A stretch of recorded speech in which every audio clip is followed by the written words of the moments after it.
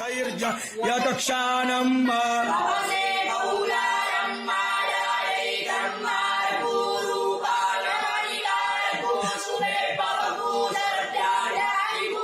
जय Siya Ram. Hariom. G20 summit ख़त्म हुआ। नवंबर तक अध्यक्षता है भारत की। मोदी जी G20 के नवंबर तक रहेंगे अध्यक्ष। ठीक। G20 समिट में क्या हुआ और इसका दूरगामी परिणाम क्या होंगे, हमसे बहुत बहुत ज़्यादा हरिओम आप सबको पता होगा, दुनिया को पता होगा। दुनिया तो इसी में रिसर्च कर ही रही है, जी रही है। लेकिन मैं कुछ इतर कहने वाला हूँ। आप लोग चैनल को लाइक शेयर सब्सक्राइब जरूर कर लीजिए और वो बेल आइकन को प्रेस कर दीजिए और फिर मेरी बात सुनिए और अपनी प्रतिक्रिया जरूर दीजिएगा, है ना। G20 के जो लीडर्स थे सबको लेकर के मोदी जी गए राजघाट, है ना। और श्रद्धा जो है उनकी वो दिखती है ना सबके सामने। खाली पैर से गए, सब जूते में थे, तो गेस्ट थे। गांधी का जो दर्शन है उसको अक्षरशः जीने वाले जो हैं वो मोदी जी हैं। इस पर भी बात करेंगे, लेकिन अभी एक छोटा सा सवाल है आप लोगों के सामने कि ये जो G20 समिट के जो राष्ट्रीय अध्यक्ष लोग आए थे और जो गेस्ट लोग भी आए थे, सबों ने एक गांधी पट बना हुआ था जिसमें गांधी की तस्वीर थी और उनका दर्शन लिखा हुआ था। उस पर सब अपना हस्ताक्षर कर रहे थे। हरिओम भाई लोग, जो हिंदू हैं, सनातनी हैं, राष्ट्रवादी हैं और बंटवारे के बाद के भारत को हिंदू सनातनियों का देश मानते हैं। हिंदू सनातन की सत्ता की व्यवस्था यहाँ होनी चाहिए, ऐसी राजनीतिक व्यवस्था चाहते हैं। और ये मानते हैं कि नेहरू से लेकर के मोदी तक ने हिंदुओं को दोयम दर्जे का नागरिक बनाकर रखा है। उन सब के लिए मैं एक छोटी सी बात कहने जा रहा हूँ कि ये जो गांधी पट है जिस पर सबके सब हस्ताक्षर कर रहे हैं, जिसके दूरगामी परिणाम होंगे, जो इतिहास होगा, जो डॉक्यूमेंटेशन है, लोगों की किताबों में लिखी जाएगी, इस पर आलेख लिखे जाएंगे, बहसें होंगी। अगर ये गांधी का जो हस्ताक्षर पट है के बदले ये वीर सावरकर का हस्ताक्षर पट होता तो क्या मोदी में इतना साहस है कि वो वीर सावरकर का हस्ताक्षर पट वहां G20 समिट में लगा सकते थे और उस पे हस्ताक्षर करते G20 के सारे देश के लोग, सारे मेहमान। इतना साहस है मोदी में, था या कभी होगा? मोदी जी को इस देश ने जो सत्ता पे बहुमत से बिठाया वो सावरकर के फॉलोअर हैं, सावरकर को चाहने वाले हैं। वो हिंदू हैं, सनातनी हैं, राष्ट्रवादी हैं, एक राष्ट्र एक विधान में विश्वास रखते हैं, अखंड भारत की बात करते हैं। और जो गांधीवादी हैं वो सावरकर को माफी वीर कहते हैं, हम स्वतंत्र वीर कहते हैं। और ये जो मोदी जी हैं उनको गांधी के नाम से तो वोट नहीं मिलता, उन्हें सावरकर के नाम से वोट मिलता है। वो सावरकर को भारत रत्न दिलाने की बात करते हैं और अभी 10वां साल आने शुरू हो गया है उनका, अब ख़त्म होगा मई में। नहीं दिला पाए भारत रत्न सावरकर को। तो जरा सोचिए कि ये जो पट है, हस्ताक्षर पट है जिसमें गांधी जी हैं G20 का, उसमें गांधी जी की जगह सावरकर की तस्वीर होती तो ये लेफ्ट लिबरल्स कांग्रेसी किस तरीके से बिलबिलाते। पूरे विश्व की जो मीडिया है, जो BBC से लेकर अल जजीरा तक है, क्या क्या लिखता और क्या होता। देश की स्थिति कैसी होती, परिस्थिति कैसी होती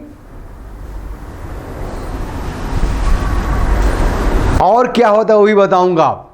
दूसरा उदाहरण ले लीजिए, ये जो गांधी जी का हस्ताक्षर पट है इसकी जगह प्रभु श्री राम का होता तो सिया राम मैं सब जग जानी।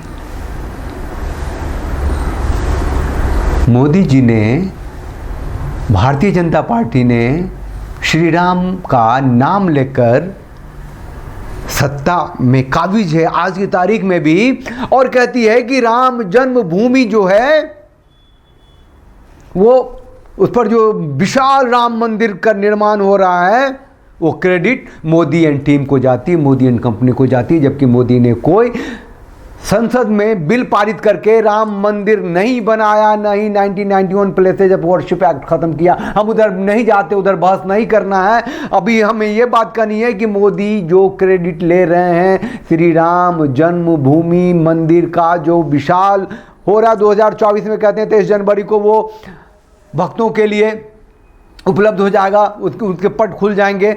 वो तस्वीर क्यों नहीं थी गांधी जी की जगह? गांधी जी भी रामराज ही चाहते थे ना, और आप गांधीवादी हैं। क्या मोदी में, मोदी एंड कंपनी में, भारतीय जनता पार्टी में इतनी हिम्मत है, इतनी ताकत है, हिंदू सनातनियों के प्रति इतना समर्पण है, रामराज में इतना भरोसा है कि उस गांधी पट हस्ताक्षर जो था उसमें गांधी की जगह प्रभु श्री राम की तस्वीर लगा सकते थे? था या है या कभी होगा? अगर श्री राम की तस्वीर वहाँ होती, अगर मोदी ऐसा निर्णय लेते तो क्या हो जाता? क्या हो जाता? ये बंटवारे के बाद का तो भारत है ना। यहाँ श्री राम जन्मभूमि निर्माण के बदले 5 एकड़ जमीन दे दी ना, वहाँ एक पाकिस्तान का निर्माण करा दिया ना। चूंकि सुप्रीम कोर्ट का जजमेंट है तो ऐसे ही हो सकता है कि मथुरा के लिए, कृष्ण जन्मभूमि के लिए भी देव 5 एकड़ जमीन, एक और पाकिस्तान बनाओ ये उत्तर प्रदेश में। फिर अपने वो जो ज्ञान वापी शिव, वो विश्वनाथ, काशी विश्वनाथ मंदिर है, उसके लिए दे दो 5 एकड़, एक ही उत्तर प्रदेश में 3-3 पाकिस्तान बना दो। उस सबसे छुटकारा मिल सकती थी अगर ये भगवान श्री राम की तस्वीर होती, उनकी एक चौपाई होती, वहाँ G20 के सारे सदस्य पे सिग्नेचर करते, बिलबिला जाता पूरा विश्व। मैं कहता हूँ भारत के जो लेफ्ट हैं, लिबरल्स हैं, कांग्रेसी हैं, समाजवादी हैं, जो साउथ के लोग हैं, जो कुछ पार्टियां हैं जो हिंदू सनातनियों को, स्टालिन, उदयनिधि स्टालिन जैसे जो सनातन को ख़त्म करना चाहते हैं, जो ममता दीदी हैं, सब के सब पागल हो जाते, मेंटल हॉस्पिटल में चले जाते। इतनी बड़ी बात मोदी जी कर सकते थे तो क्यों नहीं किया? सावरकर को नहीं लाया, प्रभु श्री राम को नहीं लाए।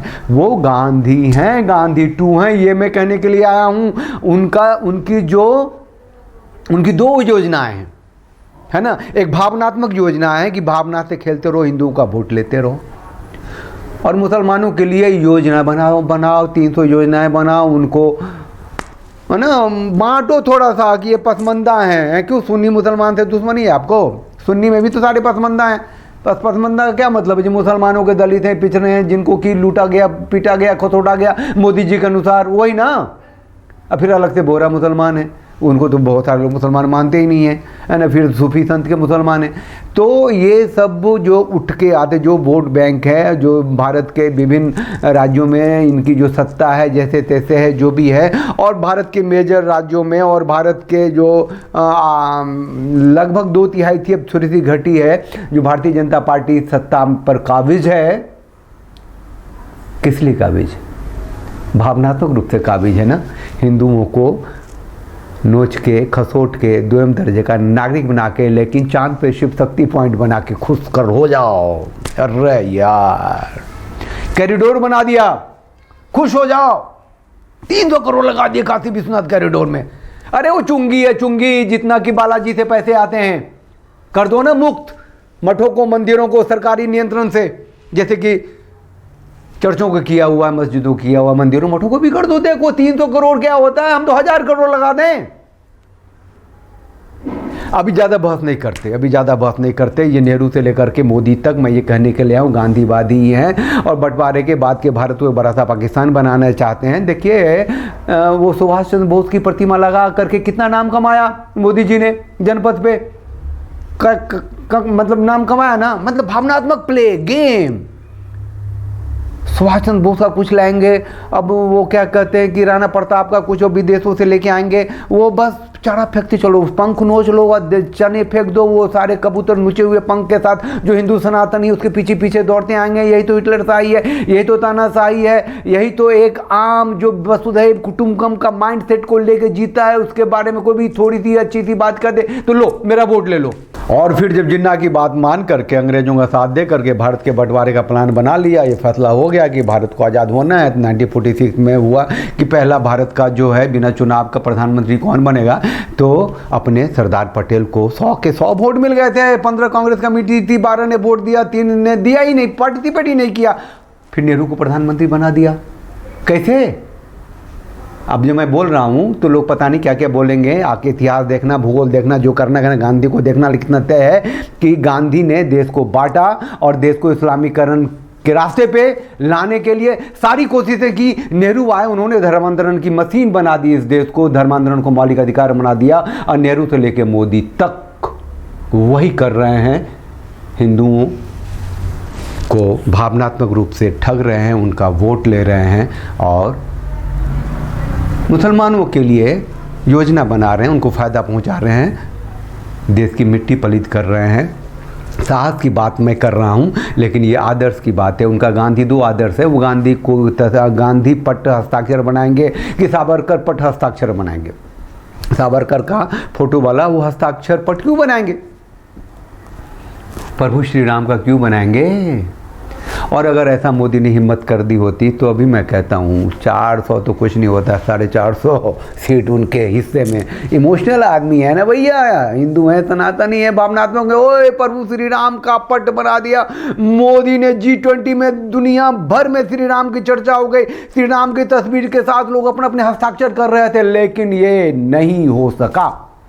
आप लोग चैनल को लाइक कीजिए, शेयर कीजिए, सब्सक्राइब कीजिए और जो कुछ भी मैंने कहा है अपनी प्रतिक्रिया जरूर दीजिए। इतनी हिम्मत क्या किसी भारतीय राजनीतिक में आज की तारीख में है जो G20 जैसे समिट में प्रभु श्री राम का फोटो लगाए और कहे इस पे अपने हस्ताक्षर करो, सावरकर की तस्वीर लगाए कहे इस पे अपने हस्ताक्षर करो? नहीं है। वही देश हमें बनाना है। जय सिया राम, हरिओम। यदक्षाणम्